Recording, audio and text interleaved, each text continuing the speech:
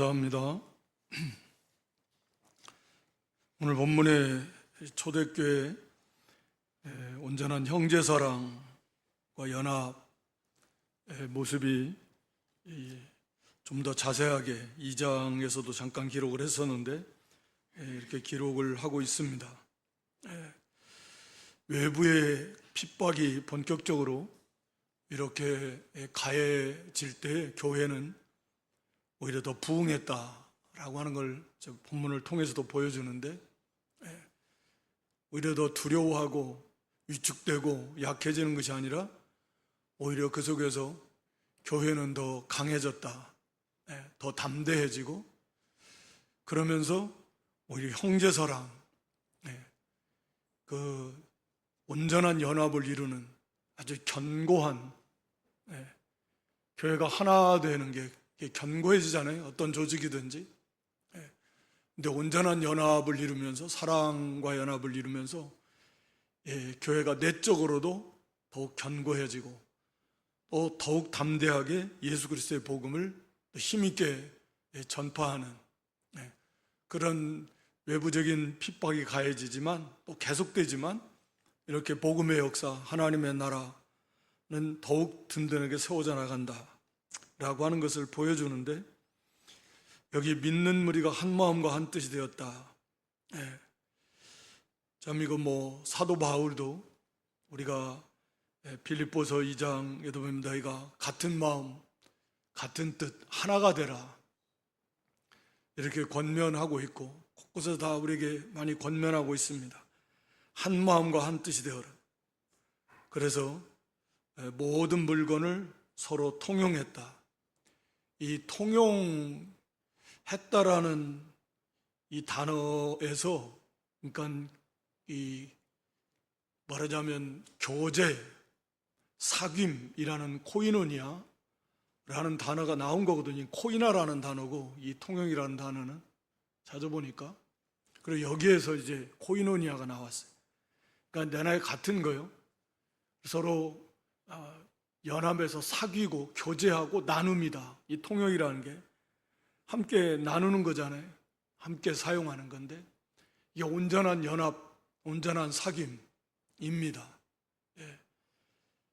이게 벌써 마음과 뜻이 하나가 됐고, 그러니까 다 하나님의 영광, 하나님의 나라, 그거죠. 전부 다 어떻게 하면 하나님의 영광을 나타내고 하나님의 뜻을 이루어드리고, 그 뜻인 하나님의 나라를 세워나가 우리가 복음을 전하고, 또 그런데 형제사랑을 실천하면서 우리가 하나님의 그리스도 형상을 이루어 나가는 거죠. 복음 전하고 양육하고 형제사랑 실천하고, 물론 거룩, 경건, 의, 진실 다 있겠지만 포괄적으로 그렇게 해서 하나가 되어서 이렇게 세워져 나가는 것이죠. 거기에 이건 자기 재물, 모든 물건을 서로 통용하고 같이 나누어서 내 것이다, 자기 재물을 조금 자기 것이다 라고 하는 것이 하나도 없다. 그렇게 하는 이가 하나도 없더라. 그런 사람이 하나도 없더라는 거예요. 놀라운 거죠. 이건 내 건데 라고 하는 것이 없습니다. 다 이것은 은혜가 충만한 가운데서 하나님의 것이고, 따지고 보면 우리가 지식적으로 모르는 분은 별로 없죠. 다 하나님의 것이다 라고 하지만, 물론 성경 자체가 사유재산을 다 인정합니다. 그래서 우리가 하나님의, 그렇지만 또 원리적으로 보면 하나님의 것이고, 그러니까 하나님의 뜻대로 하나님의 영광을 줘서 우리의 생명도 다 사용해야 되고, 물질은 말할 것도 없고 그러는 것이죠.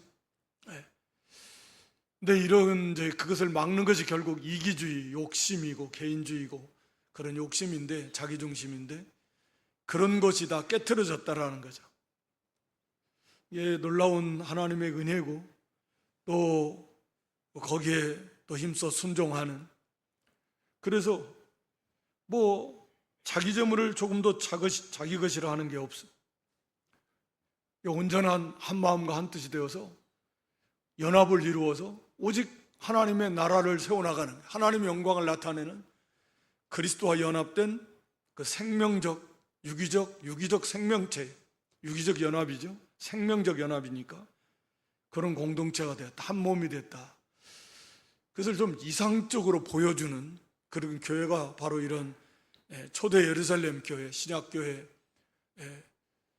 이 초대 예루살렘 교회의 모습을 우리에게 보여주고 있습니다. 그래서 모든 신약시대의 교회 어떻게 보면 하나의 모델이고, 그래서 그런 모습을 우리가 이루어 나가야 된다라고 하는 거죠. 그래서 이 예수님께서 요한복음 17장 그 11절 또 21절 23절에 보면 요한복음 17장은 예수님께서 대제사장적 기도라고 이렇게 우리가 알려져 있습니다. 이제 마지막 십자가를 앞에 두시고 마지막 밤이죠. 그러니까 다 이제 최후의 성만찬도 다 하시고 이제 이 마지막 기도인데 그 기도에 있어서 11절부터 보여주시면 이제 예수님이 아버지께로 가시는데 그들은 세상에 있고 뭐 좁은 의미로는 제자들이지만 교회입니다. 그러니까 아버지께서 아버지의 이름으로 그들을 보전하셔서 우리와 같이 그들도 하나가 되게 하소서. 어떻게 보면 교회를 보전시켜 주시는 중요한 목적 중에 하나가 그들도 우리처럼 삼위일체 하나님이시잖아요. 그러니까 세 위, 각각의 위를 가지고 계신 하나님이신데 완전한 한 분 하나님이시다. 신비하지만 그렇게 삼위일체이신 것처럼 우리도 그렇게 하나가 되라뇨. 그렇게 얼마나 다 각각의 인격체이고 뭐 얼마나 다 달라요. 다 다른데도 불구하고 우리처럼 성부, 성자, 성령 삼위일체 하나님처럼 궁극적 목표는 거기다예요. 그런 것처럼 저들도 하나가 되게 해달라고. 이게 하나가 된다라고 하는 것이 얼마나 중요한가 라고 하는 것을 우리에게 보여줍니다.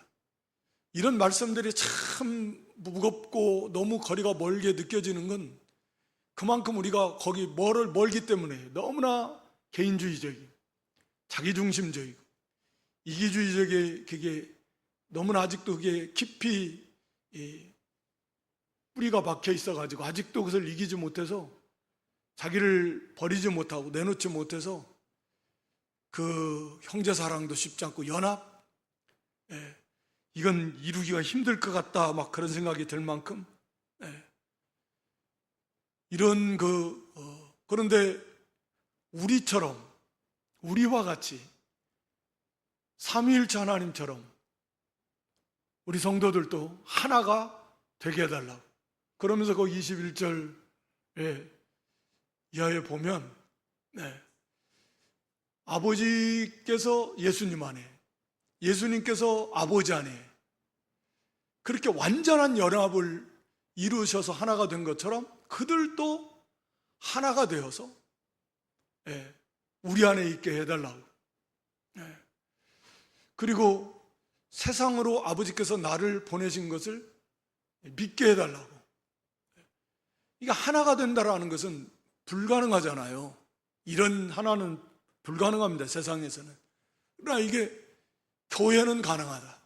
오늘 여기 초대 예루살렘 교회가 거의 물론 여기도 완벽하다고 말할 수 있을지는 모르겠는데 거의 이런 여기에 가까운 모습을 지금 보여주잖아요. 어디에서 이런 모습, 이게 전부 다 자발적으로 그냥 누가 그렇게 시켜서 한 게 아니라 물론 성령의 감동 속에서 하는 거지만 다 자원함이에요. 사랑함이에요. 감사함으로, 기쁨으로, 자원함 속에서 사랑으로, 하나님 사랑, 형제 사랑, 그 속에서 이루어지는 거예요. 공산주의처럼 억지로 마지못해서 다 뺏어다가 그런 거 아니죠? 이런 것은 없습니다. 이런 것을 그렇게 인간의 제도로, 수단과 방법으로 이런 것을 꿈꾸려고 애초에 꿈꾸지도 않았겠지만 그렇게 미혹해가지고 공산주의 체제를 만들어가고 뭐 하지만 그거 아니죠. 이 타락한 인간들 사회에서는 불가능한 일입니다. 그러나 바로 이러한 온전한 하나됨의 사랑의 공동체가 이루어져 갈 때 비로소 세상이 저게 어떻게 가능한가? 저게 어떻게 가능해? 도저히 있을 수 없는 일이죠. 당시에 아마 사람들도 그랬을 것 같은. 비로소 저게 이 일반 사람으로는 불가능한데 어떻게 저게 가능하냐? 예수 그리스도. 예수 그리스도를 믿음으로 이게 가능하게 돼요. 과연 그분이 정말 구주이시고 하나님의 아들이시고 그런 것들을 이 세상으로 하여금 증거할 수 있게 해달라고, 알 수 있게 해달라고. 그게 이제 가장 큰 표징이 하나됨이라는 거예요. 그 사랑과 연합이라고 하는 거죠. 그러면서 여기 아니 그 22절 하반절에도 내게 주신 영광을 내가 그들에게 주었다. 독생자의 영광이신데 그 영광을 우리에게 주셨습니다. 우리도 하나님의 양자예요. 독생자는 물론 아니지만 하나님을 아버지라 부르는, 예수님과 연합돼서 예수님과 같은 예수님이 형제라 부르시고, 그리고 예수님과 같은 그런 부활의 영광, 하나님의 양자됨에 하늘의 그 모든 권세, 그런 거 우리에게 다 주셨습니다. 이렇게 이 모든 은혜와 복을 다 주신 목적도 우리가 하나 된 것 같이 그들도 하나가 되게 하려 합니다. 주된 그 목적이 하나가 되게 하라는 거예요. 하나가 되게 하는 거죠. 그래서 23절에서 가서 보면 이건 이제 뭐냐면 온전함을 이루는 겁니다. 내가 그들 안에 있고 아버지께서 내 안에 계셔서 그들로 온전함을 이루어서 하나가 되게 하려. 이게 하나가 된다라고 하는 건 이렇게 온전함을 이루어 나간다 라고 하는 것입니다. 그래서 이 하나님의 사랑을 받은 그 얼마나 아름다운 사랑의 공동체예요. 그래서 흔히 완전히 이상향에 가까운 그런 유토피아적인 저런 공동체예요. 어거지가 아닌 그냥 사랑이 충만하고 감사가 충만하고 기쁨이 충만해서 자원함으로, 이것도 하나님의 것이니까 하나님의 자녀로서 그 사랑에 감사 감격해서 형제사랑 자기 것이라고 주장하지 않으면서 그거 이상적인 모습이 아닌 이상적인 모습, 하나님의 그 사랑이 감사가 넘치고 사랑이 충만한 그 세계. 천국에 가면 다 그러겠지만 완벽하게 그를 통해서 세상이 그걸 아는 거야. 하나님의 그 사랑을 받은 저들의 모습이, 하나님의 사랑을 받은 참 하나님 백성들의 이 아름다운 모습을 세상으로 좀 알게 해달라라고 하는 거죠. 사도 바울도 우리 에베소서 2장이나 4장에 가서 보면 이게 하나의 한 몸으로 비유합니다. 한 사람, 온전한 사람을 이루어서 서로 사랑 가운데 연합해서 이렇게 그리스도의 장성한 분량에까지 이르도록 자라나는 거예요. 그게 사랑과 연합입니다. 사랑 가운데서 서로 힘써 행해서 그렇게 함께 세워져 가는 거예요. 그게 자라나는 겁니다. 온전한 사람을 이루는 거예요. 어린아이가 아니라 자라나는 거예요. 그러니까 그렇게 보면 어린아이라고 하는 것은 그러니까 철저하게 자기중심적이에요. 개인주의적인 거예요. 그럼 상대적으로 어린아이죠. 연합을 이루어 나간다는 것은 자기가 없어요. 철저하게 자기 부인을 이루는 것이고 온전한 사랑의 세계에 들어간 것이고 형제사랑. 그러면서 전체 교회가 이렇게 같이 세워져 나가는, 같이 자라나는데 그러지 못한다라는 것은 그게 어린아이예요. 여전히 자기중심적이에요. 개인주의적이에요. 그러니까 못 자라난다. 안 되는 거예요. 그래서 이 하나됨이라고 하는 것은 이것이 뭐 우리하고는 뭐 일시적인 현상이 없고 관계가 그게 아니고 신약교회 처음 막 생겼을 때 이런 모습을 거의 이상적인 그런 하나님 나라의 모습을 보여주면서 후대의 모든 신약교회 성도들도 이것을 바라보고 또 이것을 향해서 우리가 가야 될 것을 우리에게 보여주고 있는 것입니다. 그래서 이 한 마음과 한 뜻으로 이 서로 다 통용하고 또 34절 이하에 보면 그 중에 가난한 사람이 없으니 밭과 집이 있는 자들이 팔아서 그걸 사도들에게 갖다 주면 거기에 필요한 만큼 따라서 나누어줘서 그렇게 그 핍절하지 않도록 뭐 굶지 않도록 그렇게 먹고 살 수 있게 해줬다 라고 하는 것이죠. 그래서 이게 궁극적으로 우리가 이루어야 될 교회의 그 모습이다 라고 하는 걸 보여주고 있습니다. 그러니까 자기를 날마다 쳐서 복종시키고 우리가 진실한 믿음으로 이게 우리는 다 청직이라는 거 알고 있는데 하나님의 것이고 그걸 하나님의 뜻대로 하나님의 영광과 또 하나님의 나라를 위해서 우리가 생명까지라도 드려야 되는데 그렇잖아요. 우리 생명까지라도 주를 위해서 드려야 되는데 당연히 그건 자원함으로 하나님의 사랑의 세계 속에서 이것을 향해서 나아가는 그리고 한 마음과 한 뜻이 되어서 그래서 예수님 마음을 품으라고 그랬는데 사도 바울은 그래서 온전한 연합을 이루어서 예수님이 완전한 본을 보여주신 분이 사실은 예수님이시죠. 자기를 완전히 부인하신 그분이 바로 예수님이십니다. 그러니까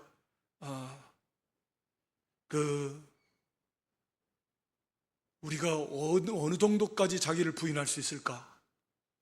그런 생각을 해봅니다. 어느 정도 수준까지 자기를 부인할 수 있을까? 그런데 우리 예수님은 하나님이 사람이 되는 데까지 자기를 부인하셨다. 그건 어떻게 우리가 이해는 할 수가 없을 것 같아요. 우리는 자기 부인에도 사람이 어떻게 사람이 아닌 것은 알 수는 없을 것 같은데 예수님은 하나님이신데 하나님으로서만의 영광을 다 내려놓아 버리시고 하나님이시면 동시에 사람까지 되어버리시는 창조주, 영혼 가운데 있는 창조주께서 그 피조물의 한 사람처럼 정형체를 입는 데까지 자기를 부인해 버리시는 것. 그것을 우리가 어떻게 그 깊이를 이해할 수 있을까요? 우리는 기껏해야 뭐 자기 생각, 자기 뜻, 물론 예수님 말할 필요도 없고 뭐 자기 있는 거 다. 예수님은 그 하나님, 그 성자 하나님의 그 동등됨의 영광 뿐만 아니라 아예 그냥 사람이 되시기까지 그렇게 자기를 부인하시고 낮아지셨으니까 이것은 뭐 어떻게 우리가 다 그것을 표현할 수가 없어요. 그러니까 그런 예수님의 마음만 우리가 품는다라고 하면, 닮아간다라고 하면 이거 뭐 얼마든지 그것도 성령의 은혜 속에서 감사함으로 기쁨으로 자원함으로 이렇게 자기 부인을 이루고 이런 연합을 이루며 형제사랑과 연합을 실천해 나가고 만들어 나갈 수 있다. 그렇게 갈 수 있습니다. 얼마든지 할 수 있으니까 하라고 하시는 거고 또 반드시 그것을 향해서 가야 되는 것이고. 근데 이제 여기 이제 뭐 바나바 36절부터 그 바나바 그 사도 바울을 뭐라고 해야 되나요? 이렇게 등용하도록 쓰임 받은 게 바로 이 바나바잖아요. 예. 다소에 가서 사도 바울을 이렇게 데려온 사람이 바나바인데, 하여튼 중요한 1차 선교 여행까지는 사도 바울과 함께 이렇게 동역하면서 이 사역을 감당했지만 2차 선교 여행 때 이제 그 조카, 생질 조카죠, 그 마가의 문제로 서로 다투어서 이제 성경 이제 더 이상 그렇게 자세하게 기록은 안 됩니다. 네. 그랬어도 어찌됐든 굉장히 이 초기 이 교회가 세워지고 이제 막 복음이 전해지는 데 있어서 정말 중요한 역할을 한 사람이 바로 이 바나바입니다. 성령과 지혜가 충만한 사람이고 레인이고, 또 여기 밭이 있었다. 상당히 그 시대에, 그 어려운 시대에 밭이 있었다라고 하는 것은 그래도 굉장히 좀 부유한 식에 들어간다 그래요. 그걸 팔아서 그 값을 다 사도들을 바라비 두고, 그래서 위로의 아들이다. 이게 위로의 아들, 이건 마치 이 보혜사라는 그런 단어나 같은 건데, 많은 성도들을 위로해준 아주 귀한 하나님의 종이었습니다. 근데 이제 여기 문제가 생기는 거죠. 오늘 여기 5장 1절로 11절에 잘 아는 아나니아와 삽비라의 문제가 생깁니다. 외부적으로 이런 큰 고난이 왔을 때 그걸 이제 오히려 그걸 통해서, 그 핍박을 통해서 교회는 더 든든해, 더 강해졌다.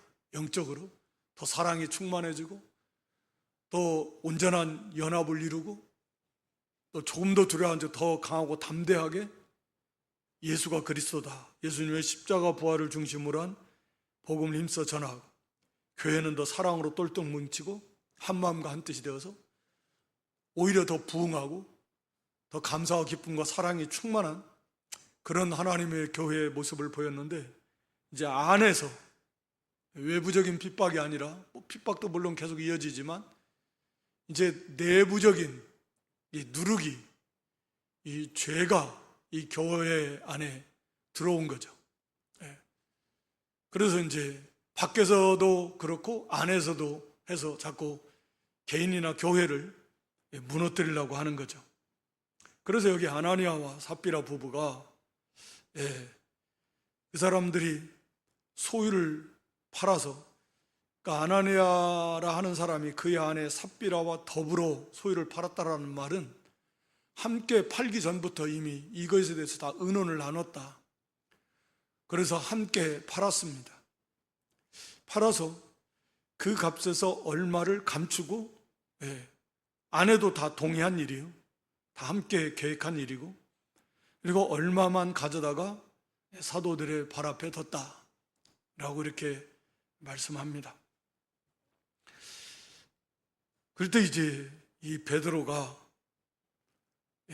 성령의 충만한 은혜 속에서 아마 성령의 그런 감동 또는 직접적인 계시, 너무나 분명하고 확실한 감동을 받았거나 계시를 받았거나 그랬겠죠. 그래서 아나니아를 향해서 말씀합니다. 이때는 아마 그 삽비라는 없었고요. 아나니아야, 어찌하여 사탄이 내 마음에 가득해서 내가 성령을 속이고 땅값 얼마를 감추었느냐. 땅이 그대로 있을 때 네 땅이 아니냐. 다 사유재산 다 인정해요. 판 후에도 내 마음대로 할 수가 없다. 할 수 있어요. 누가 그걸 팔아서 바치라고 그러냐. 또 팔았으면 또 그걸 다 바치라고 했느냐. 그건 자기 마음대로 바쳐야 되겠다 그래서 팔았으면 그 잘한 거고, 또 판중에서 일부분 정도 이것도 필요한 거 있으니까 그 중에서 어느 정도 해서 갖다 드려야 되겠다. 그러면 또 얼마든지 그렇게 하면 하나님 또 기뻐 받으실 거고. 그러잖아요. 그런 권리가, 자유가 하나님 주신 그런 권리가 다 있어요. 각자 누구에게나. 그런데 문제는 왜 거짓말하냐, 속이냐 이거죠. 자기도 마치 다 바치는 것처럼. 지금 교회가 막 은혜가 충만하고 집 있는 사람, 밭 있는 사람 막 팔아다 바치고 그런 사람들이 얼마나 많았겠습니까? 별로 많지는 않았을 것 같아요. 어찌됐든. 그러니까 뭐 얼마나 성도들이 아무래도 고마워하고 막 그런 사람들을 아무래도 더 존경하고 막 뭐 야, 참 믿음이 너무 좋다 막 할 것이고, 특히 바나바 같은 경우는 위로의 아들이라 사람들의 칭송을 받으면서 막 그런 것들이 너무 부러웠던 것 같아요. 흔히 말하는 공명심이, 명예 영광 욕심이 들어간 거죠. 그래서 자기들도 그렇게 한번 하고 싶다라고 하는 거죠. 애초에 목적이. 그런데 그러려면 갖다 바쳐야 되는데 그러기는 아깝잖아요. 그렇다고 해서 일부만 바쳤다 그러면 뭔가 좀 약하잖아요. 우리도 갖다 다 바쳐야지. 그래야 그런 칭송을 받을 수 있을 것 같고, 그러니까 또 아깝고, 그러니까 명예 영광욕은 가득하고 물질에 대한 욕심도 가득하고, 그러니까 속이는 거예요.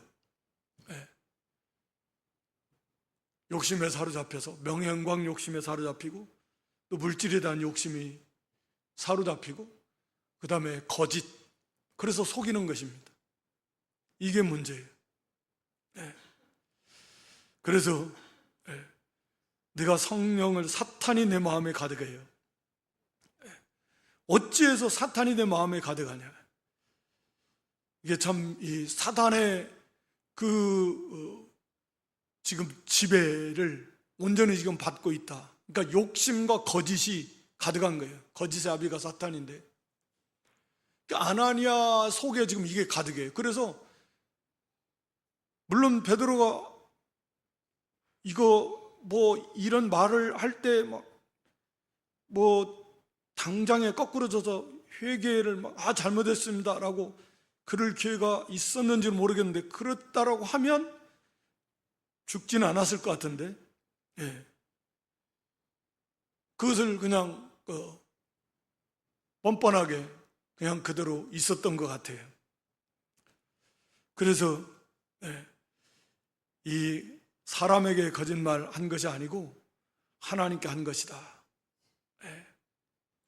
그런 마치 막 사형 선고를 내린 것처럼 그 말을, 사도 베드로가 말을 하자마자, 그 말을 듣자마자 아나니아가 그냥 거꾸로 죽어버렸습니다. 하나님께서 즉각적으로 심판하신 거죠. 그 혼이 떠나버렸습니다. 생명이 떠났다 그 말이에요. 그러니까 이 일을 듣는 사람들이, 거기 그 자리에 있었던 사람들이 막 얼마나 크게 두려워하겠습니까? 그리고 나서 젊은 사람들이 일어나 시신을 싸고 메고 나가서 장사했습니다. 바로 장사하고 돌아왔다 그랬잖아요. 그러니까 하나님의 심판에 의한 죽음이기 때문에 이거 막 장례를 치르면서 애곡하고 사람들 부르고 이런 것들이 허용이 안 됐던 것 같아요. 하나님의 진노의 심판이다, 이건. 누가 봐도 너무나 분명하고 확실한 것이고, 하나님께서 진노하셔서 바로 심판하신 거니까. 그래서 아마 자기 조상의 묘가 있는지 없는지는 모르겠지만 하여튼 그냥 메고 나가서 그게 없으면 공동묘지 같은 데다가 장사하고 와버렸습니다. 그러니까 그 아내는 이 일을 전혀 몰라요. 3시간쯤 지나서 그의 아내가 그런 일을 알지 못하고 들어왔습니다. 아마 예배를 드리러 왔는지 하여튼 교회 모임 가운데 왔는데, 베드로가 다시 그 아내에게 물어봅니다.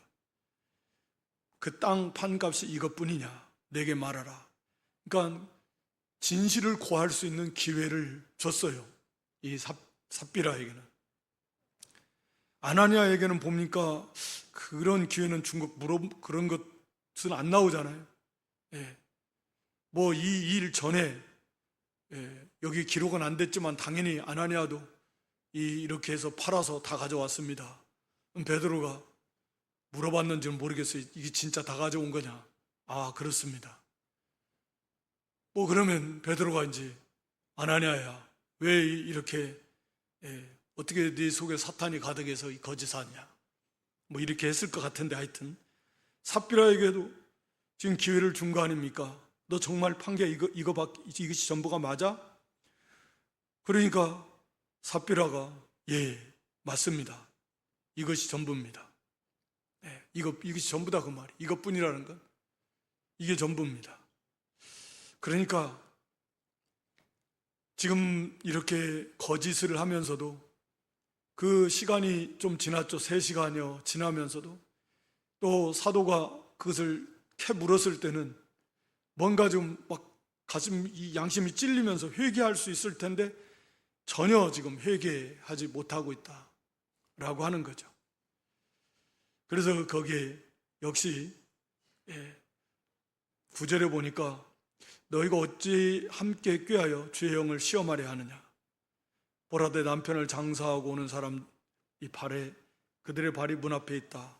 또 너희를 매어가리라 하니까 그냥 듣고 삽비라도 죽었습니다.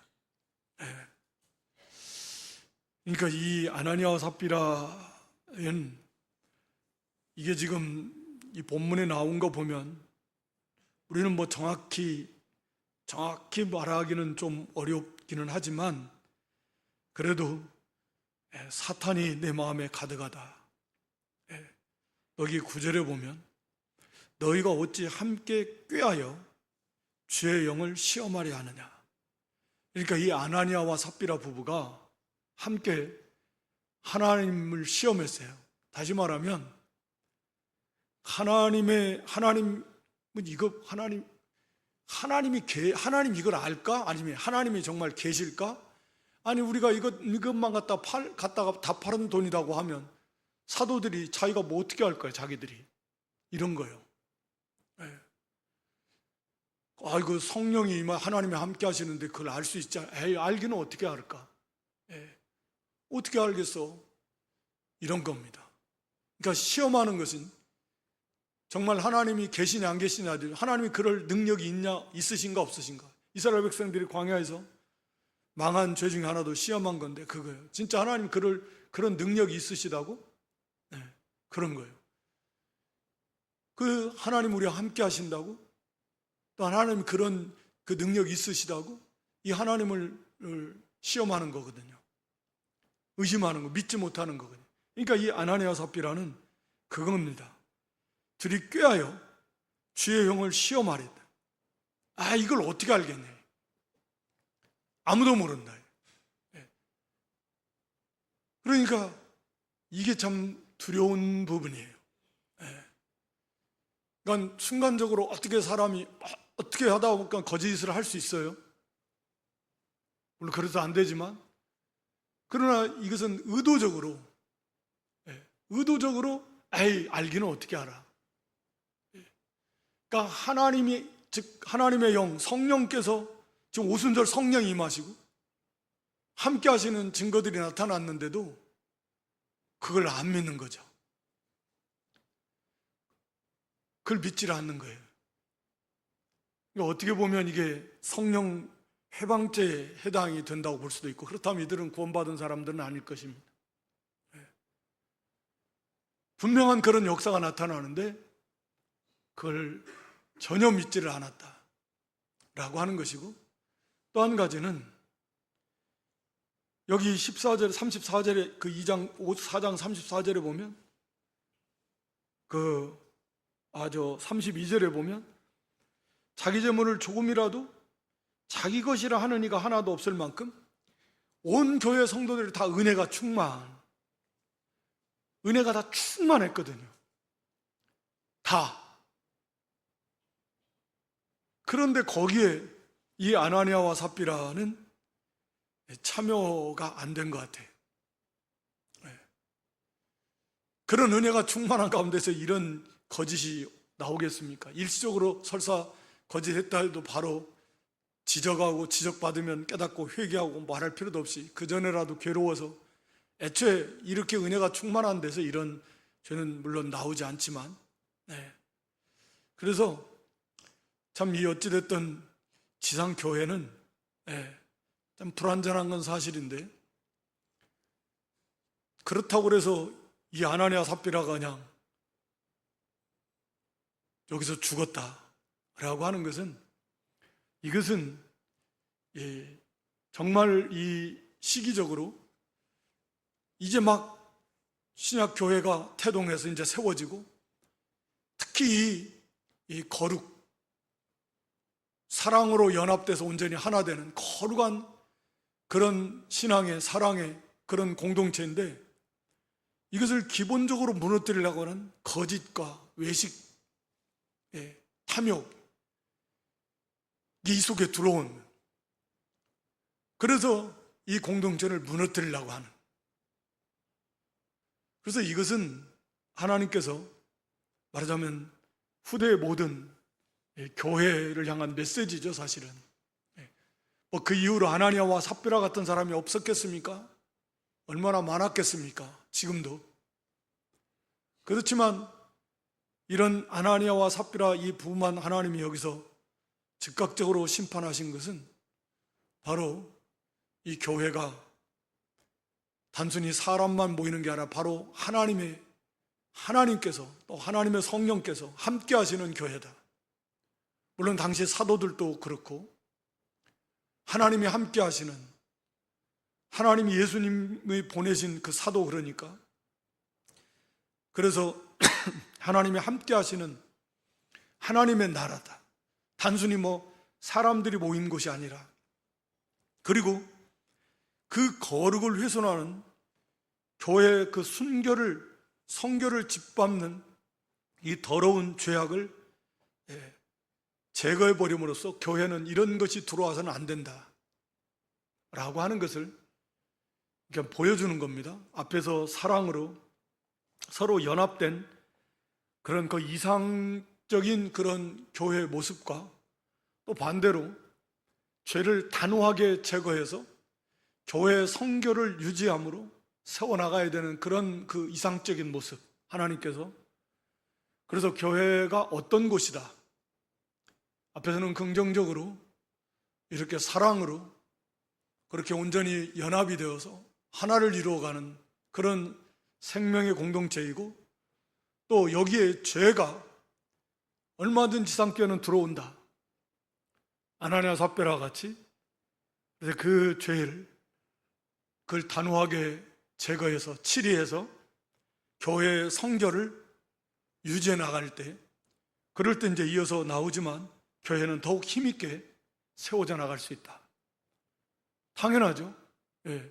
불순물이 자꾸 섞이면 그게 약해지듯이 그런 것들을 제거할 때 비로소 교회는 더욱 든든하게, 더욱 힘있게 이렇게 세워져 나간다라고 하는 것을 우리에게 보여주고 있는 것입니다. 그래서 우리도 교회란 바로 이런 것이다. 우리는 너무나 여기에 좀 동떨어진 그러한 가운데 있을지 몰라도, 그러나 교회는 바로 이런 것입니다. 우리가 지향해야 될, 가야 될 그런 목표도 여기고, 그래서 이런 참 그리스도의 마음을 품어서 우리가 참 사랑, 그리고 참된 연합을 이루어 나가는, 그래서 함께 세워져 나가고, 또 죄에 대해서는 이 단호하게 이렇게 치료하고 제거해서 교회 성결을 바르게 지켜나갈 때, 그게 비로소 참 교회로서의 모습을 갖춰 나가고 또 더욱 든든하게 세워져 나갈 수 있다. 또 그걸 향해서 나아갈 수 있는, 그리고 또 많은 진보를 또 나타낼 수 있는 우리 교회가 될 수 있기를 주님의 이름으로 축원합니다. 하나님, 우리 아버지, 저녁에 초대 예루살렘 교회가 아름다웠던 그 사랑과 연합에 그래서 하나 된 그런 모습을 보여주신 하나님, 우리 주님의 기도 가운데서도 우리가 성삼일체 하나님처럼 그 안에서 우리가 하나를, 온전한 하나를 이루는 것이 우리를 구원하신 중요한 목적 중에 하나다. 그러할 때 우리가 온전한 교회로, 온전한 하나님의 사람으로 이 세상에 온전히 증거된 그런 장성한 그런 하나님의 사람, 하나님의 교회가 될 수 있다라고 하는 것을 저에게 가르쳐 주셨사오니, 이것이 얼마나 중요한지 저희가 깨닫고 날마다 같은 마음과 뜻을 합해서 예수님의 마음을 품고 날마다 자기를 쳐서 복종하면서 그래서 함께 사랑과 연합을 이루어 나가는 그런 아름다운 신앙의 생명의 공동체로 세워져 나갈 수 있도록 하나님의 은혜 위에 은혜를 부어 주시옵소서. 아나니와 삽비라 부부의 교훈에서처럼 우리는 그런 자리에 결단코 빠지지 않게 하시고, 그리고 그러한 죄가 교회 안에 들어올 때 우리가 단호하게 치료하고 제거할 때 교회는 그 성결을 유지하며 더욱 든든하게 세워져 나갈 수 있다라고 가르쳐 주신 것처럼 우리도 참 거룩한 그런 교회로 세워져 나갈 수 있도록 하나님이여 지혜와 능력과 은혜를 더하여 주시옵소서. 예수님의 이름으로 기도드리옵나이다. 아멘.